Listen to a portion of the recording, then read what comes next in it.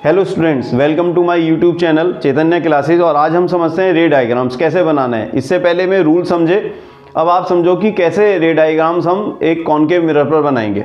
ठीक है, अब देखो यार ध्यान से समझना, ये थोड़ी सी बात यदि आपको समझ में आई तो बहुत ईजी है आपके लिए रे डायग्राम्स बनाना और उनकी 3 कंडीशंस लिखना कि पोजीशन क्या है, कि कहाँ पे जो इमेज है उसकी फॉर्मेशन हो रही है, सेकंड उसकी नेचर क्या है, और थर्ड कि उसका साइज़ क्या है।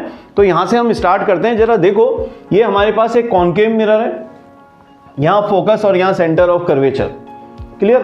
तो यहाँ पर 6 इमेजेस हमें सीखनी है बनाने के लिए, है ना, कॉनकेव मिरर में। तो सबसे पहले आप ध्यान रखो, जितना आप मिरर से दूर चले जाओगे, सपोज करो हम यहाँ पर है, हमारा जो ऑब्जेक्ट है वो यहाँ पे कहीं पे रखा हुआ है। ठीक, फर्स्ट कंडीशन मान लेता हूँ मैं इसको, नंबर 1। अब आप हो इनफाइनाइट पे, सही है, किस पर हो, इनफाइनाइट पे ऑब्जेक्ट। तो इनफाइनाइट पे जैसे जैसे हम जाते हैं आगे की तरफ, तो जब हम इनफाइनाइट पे होंगे तो सबसे ज़्यादा दूर होंगे किससे, इस मिरर से, इसके पोल से सबसे ज़्यादा दूरी पर होंगे। तो ऐसे में इमेज हमारी सबसे छोटी बनेगी, हाईली डिमिनिश्ड इमेज बनेगी। क्लियर? तो फर्स्ट केस तो हमें इनफाइनाइट वाला सीखना है। सेकेंड केस, जब हम बियॉन्ड सी हैं, सपोज करो हमारा ऑब्जेक्ट यहाँ पर है, समझना आप कंडीशंस कितनी हैं। सेकंड केस, जब बियॉन्ड सी है, तो बियॉन्ड सी में फिर हमारी जो इमेज बनेगी वो रियली बनेगी और किधर बनेगी, इन फ्रंट ऑफ द मिरर बनेगी और स्मॉलर देन द ऑब्जेक्ट बनेगी। जो ऑब्जेक्ट का साइज आएगा उससे छोटी आपकी इमेज आएगी। यहाँ तक क्लियर? आगे चलते हैं। फर्स्ट पोजीशन ऑब्जेक्ट की इनफाइनाइट आ गई, सेकंड पोजीशन बियॉन्ड सी आ गई, थर्ड पोजीशन एट सी आ गई। कहाँ पर आ गया ऑब्जेक्ट, सी पर ही है जी। अब हमारा ऑब्जेक्ट ये आई हमारी थर्ड कंडीशन। तो ये एक ऐसा स्टेज है यहाँ पर कि जब वो सी पर ऑब्जेक्ट होता है तो ऑब्जेक्ट का और इमेज का दोनों का साइज सेम होता है। यहाँ से सीखना है, इनफाइनाइट पे बहुत छोटी इमेज, बियॉन्ड सी थोड़ी बड़ी इमेज होगी, और फिर सी पर इमेज जो होगी same size of the object होगी। तो जैसे जैसे हम मिरर के पास जाते जा रहे हैं वैसे वैसे इमेज का जो साइज है वो इंक्रीज होता चला जा रहा है। और सी एक ऐसी स्टेज है जहाँ पर इमेज का साइज ऑब्जेक्ट के साइज के ही इक्वल आएगा। Is it clear? देखिए जी, एक अब कंडीशन बनती है हमारी, एक पोजीशन है ऑब्जेक्ट की सी और एफ के बीच में, यानी ऑब्जेक्ट हमारा यहाँ पर है। इस कंडीशन को मान लीजिए ये हमारी हो गई कौन सी इमेज, फोर्थ में जब सी और एफ के बराबर में आएगा, हम और पास आ गए, यहाँ से हमारी जो इमेज है उसका साइज ऑब्जेक्ट के साइज से लार्जर होगा। ठीक है, चलिए अब एक और कंडीशन है, वो आती है एफ, साइज थोड़ा और बड़ा हो जाएगा, इमेज का साइज थोड़ा और बड़ा हो जाएगा। और जो लास्ट पोजीशन है वो है बिटवीन एफ एंड पी या पी एंड एफ। यहीं पर हमारी जो इमेज है वो सबसे बड़ी बनेगी। तो देखिए यहाँ से दोबारा से समझते हैं मैं क्या आपको क्लियर करना चाह रहा हूँ कि जितना ऑब्जेक्ट मिरर से दूर होगा उतनी ही छोटी उसकी इमेज बनेगी, और जितना हम उसके पास आते जाएंगे उसकी इमेज क्या होती जाएगी, इंक्रीज़ होता जाएगा, उसका साइज़ इंक्रीज़ होता जाएगा। इनफाइनाइट पे जब ऑब्जेक्ट था तो सबसे छोटी इमेज, जब ऑब्जेक्ट बियॉन्ड सी होता है तो इमेज का साइज़ थोड़ा सा और बड़ा होता है क्योंकि हम मिरर के थोड़े और पास आ जाते हैं। जब सी पर होता है, सी एक ऐसी स्टेज है जहाँ पर जो साइज़ है इमेज का वो ऑब्जेक्ट के साइज के ही बराबर आएगा। और हम आगे चलें, बिटवीन सी एंड एफ, आप कहीं पे भी रख सकते हो बिटवीन सी एंड एफ। तो जब हमने सी और एफ के बीच में रखा तो साइज अब थोड़ा सा बड़ा होने लगा, जितना ऑब्जेक्ट का साइज है उससे इमेज का साइज थोड़ा इंक्रीज होगा। एफ पर जो इमेज का साइज है और थोड़ा बड़ा होगा, और जब बिटवीन पी एंड एफ आएगा तो सबसे बड़ी हमारी इमेज बनेगी। और ये हमें स्टेप बाय स्टेप समझना है। तो देखो सबसे पहले मैं लग रहे हैं कि जो हमारा ऑब्जेक्ट है वो कहाँ पर है, वो हमारा जो ऑब्जेक्ट है वो इन्फिनिटी पर मान लेते हैं। हमने यहाँ एक ऑब्जेक्ट ले लिया जो इन्फिनिटी पर है, ये ए बी एक ऑब्जेक्ट है। इन्फिनिटी पे लिया तो हमने यहाँ से 2 रेज पास करी। देखो पहली रे हमने ऐसे ली which is parallel to principal axis, जो प्रिंसिपल एक्सिस के पैरेलल है। तो फर्स्ट रूल लगाओ आप, when ray is parallel to principal axis then after reflection it passes through the focus. तो कहाँ से जाएगी? फोकस से जाएगी। सेकंड रे यहाँ से ले लो आप, यहाँ डॉटेड लगाओ पहले, क्योंकि इनफाइनाइट पर हमारा ऑब्जेक्ट है और ये रे पास हुई which is also parallel to principal axis, और प्रिंसिपल एक्सिस से after reflection passes through the focus. तो ये जो रेड पॉइंट है यहाँ पर इस ऑब्जेक्ट की क्या बनी? इमेज बनी। तो यहाँ से बेटा सीखना है बहुत ध्यान से, जब टू रेज आपस में इंटरसेक्ट करती हुई दिखाई दे रही हैं तो it is a type of real image. तो इमेज कैसी बनी? रियल इमेज बनी। और क्योंकि पॉइंट लाइक है so image is highly diminished. तो हमें ये बातें लिखनी होती हैं। सबसे पहला कि पोजीशन क्या है, इमेज कहाँ पर बननी है, जबकि ऑब्जेक्ट कहाँ है? ऑब्जेक्ट कहाँ पे था? At infinity. Object at infinity, object at infinity then its image is form. तो ये जो पॉइंट है जहां पर टू लाइंस इंटरसेक्ट कर रही हैं वो पॉइंट शो कर रहा है इसकी इमेज को। तो इमेज फॉर्म्ड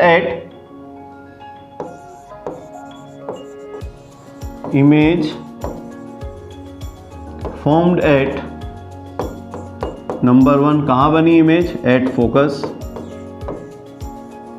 क्योंकि इंटरसेक्ट करती हुई लाइन है सो इमेज की जो नेचर है वो कैसी है? Real and inverted, real and inverted, क्योंकि यदि इमेज रियल होगी तो इन्वर्टेड भी होगी। And all the real image are form in front of the mirror, mirror के फ्रंट पर बनेंगी। थर्ड, साइज की बात आती है तो हमें सारी इमेजेस में यही बताना है कि उसकी पोजीशन क्या है, फिर उसकी नेचर क्या है और फिर उसका साइज क्या है। क्योंकि ये पॉइंट लाइक है तो हम लिख सकते हैं इमेज इज हाईली डिमिनिश्ड।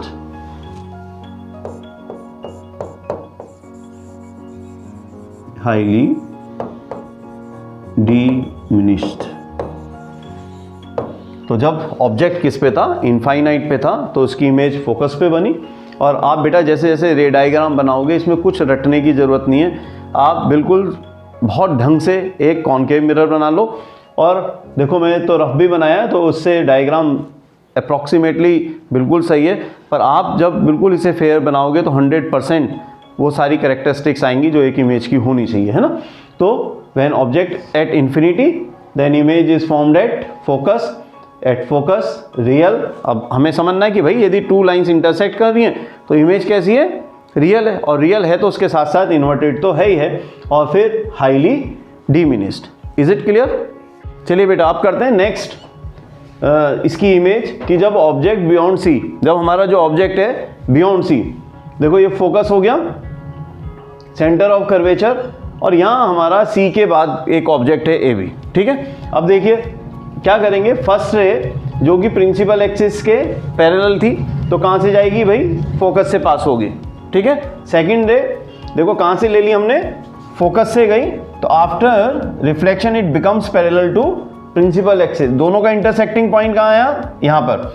इसका मतलब जो इमेज बन रही है इस ऑब्जेक्ट की ए बी की, वो कहाँ बन रही है? बिटवीन सी एंड एफ, सी और एफ के बीच में बन रही है। नंबर 2 देखो जरा, इससे ही क्लियर हो रहा है कि इसका साइज थोड़ा बड़ा है ऑब्जेक्ट का और इमेज का साइज थोड़ा छोटा है। दोनों पॉइंट इंटरसेक्ट कर रहे हैं, इसका मतलब इमेज रियल है, और इन्वर्टेड तो हमें समझ में ही आ रही है। तो इमेज, पहली बात इमेज कहाँ बनी? देखो अब 3 पॉइंट इसके, जो पोजीशन है, position of image between C and F की इमेज कहाँ बन रही है? आप भी जब बनाओगे आपकी बिल्कुल क्लियर ऐसी ही इमेज बनेगी, ठीक है। तो सी और एफ के बीच में बन रही है, बिटवीन सी एंड एफ।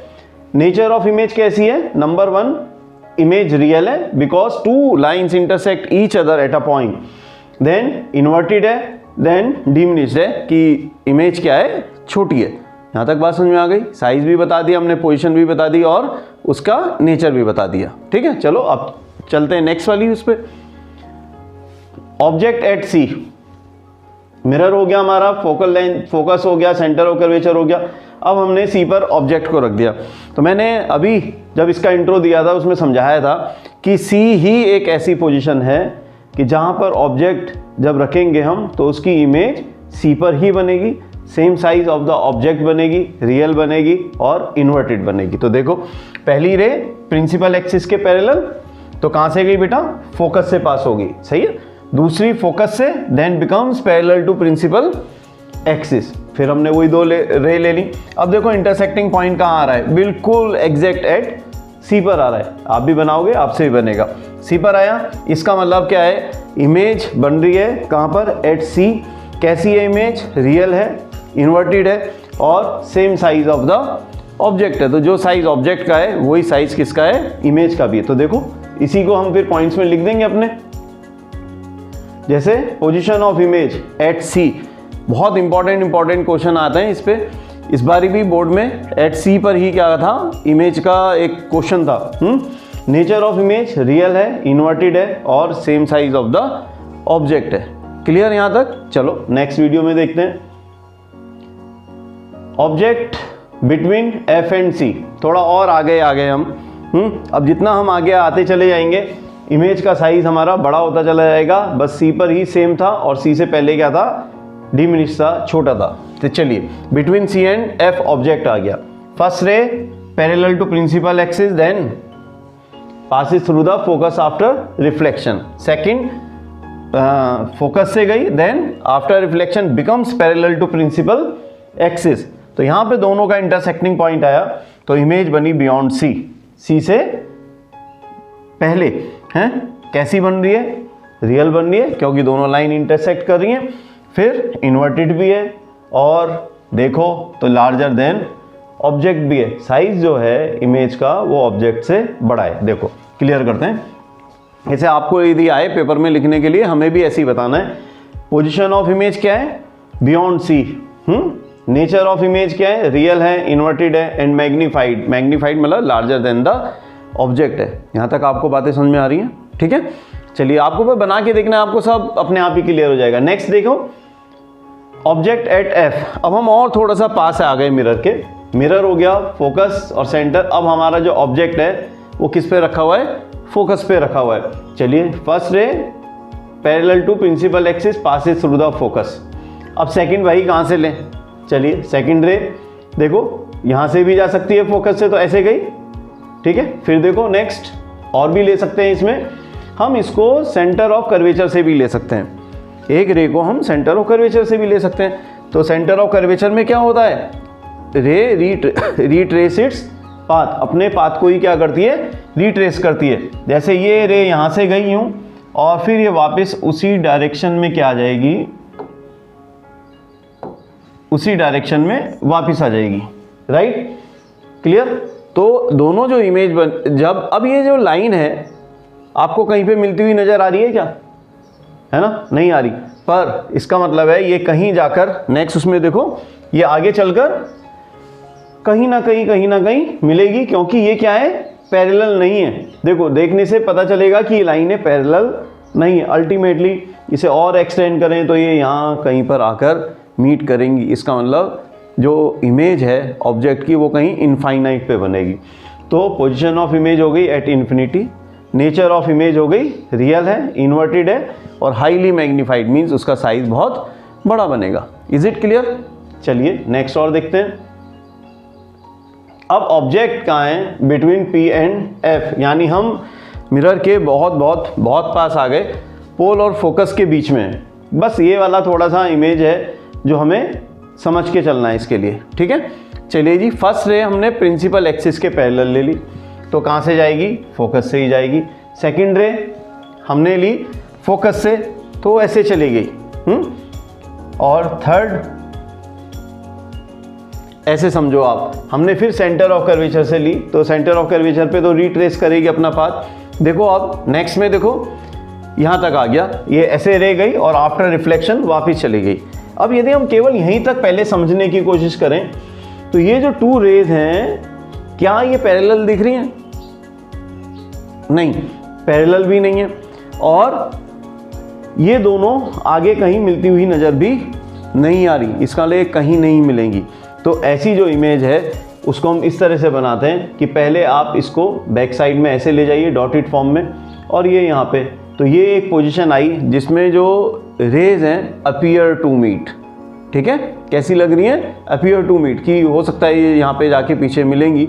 ऐसी इमेज को हम बोलते हैं कौन सी image, virtual image. Virtual image always erect, ठीक है। तो पोजीशन ऑफ इमेज क्या है, बिहाइंड द मिरर, यहाँ बिहाइंड द मिरर इमेज बनी, वर्चुअल है, इरेक्ट है और मैग्नीफाइड है। तो जितनी भी वर्चुअल इमेज होती है वो हमेशा मैग्नीफाइड भी होती है, ठीक है, और वो इरेक्ट भी होती है। तो हमें ये जो 6 पोजीशंस हमने इसमें डिस्कस करी, उसमें जितनी जो फर्स्ट 5 हैं वो बड़ी सिंपल हैं। उसमें सब में ही देखो आप, एक चीज़ तो आपको उसमें कॉमन ही मिलेगी कि इमेज रियल है और इन्वर्टेड है, ठीक है।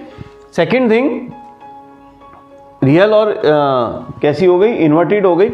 बस केवल और केवल ये जो 6th इमेज है, जो एनसीईआरटी में 6 इमेज दे रखी है, वही एक ऐसी इमेज है जब हम पोल और फोकस के बीच में होते हैं, ऑब्जेक्ट बहुत पास होता है मिरर के, तो उसकी इमेज कैसी बनती है, वर्चुअल बनती है, इरेक्ट बनती है, बिहाइंड द मिरर बनती है और हाईली मैग्नीफाइड बनती है। क्लियर। तो यहाँ तक हमने क्या समझा, सारी इमेज फॉर्मेशन क्लियर कर ली। आप भी इनको ड्रॉ करके देखो, फिर हम मिलते हैं अपनी नेक्स्ट वीडियो में।